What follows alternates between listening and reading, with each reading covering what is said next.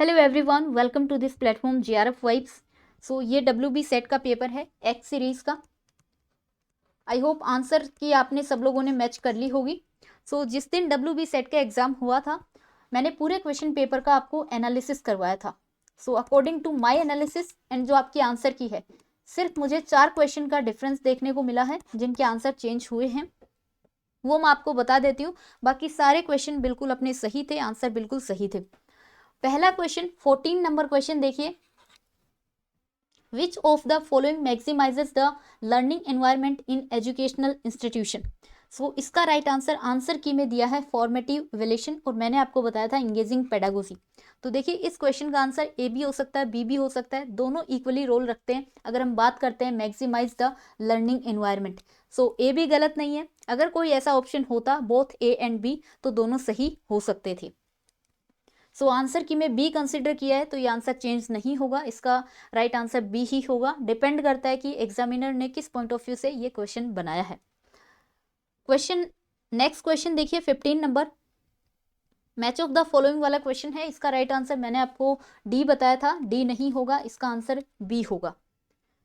Third number question है, NEP वाला question है, और मैं इस क्वेश्चन के साथ बिल्कुल भी एग्री नहीं हूं, क्योंकि इसका आंसर की में दिया है first, third and sixth, scientific temper, spirit of service and sacrifice. इस क्वेश्चन में ऑप्शन ए बिल्कुल गलत है। बाकी सारे ऑप्शन हम मान सकते हैं कि सही हैं, लेकिन ऐसा कोई ऑप्शन है ही नहीं यहाँ पे। सिर्फ 3 ही आंसर यहाँ पे दिए गए हैं सारे ऑप्शन में।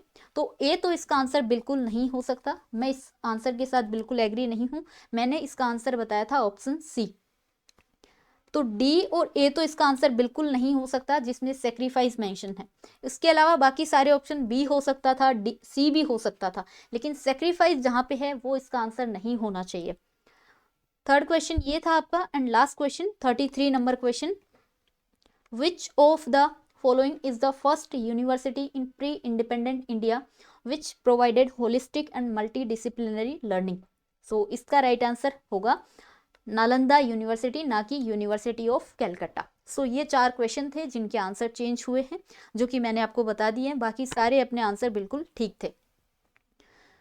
इस आंसर की के बाद आपने अपना स्कोर मैच कर लिया होगा, आपका कितना बन रहा है। अब बात करते हैं कि कट ऑफ कितनी जा सकती है या फिर सेफ स्कोर क्या आपका हो सकता है।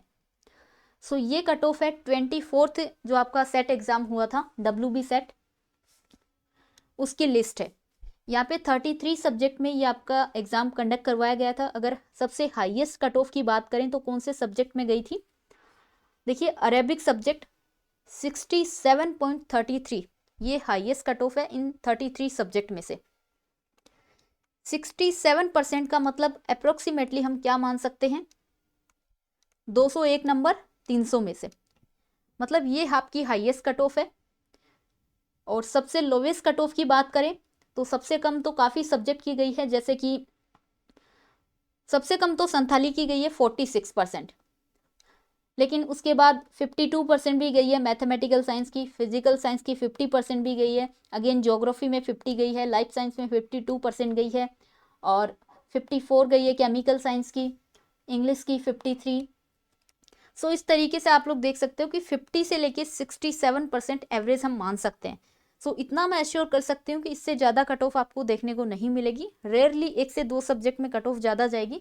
बाकी आप अपने आंसर्स मैच करके आपका स्कोर देखना।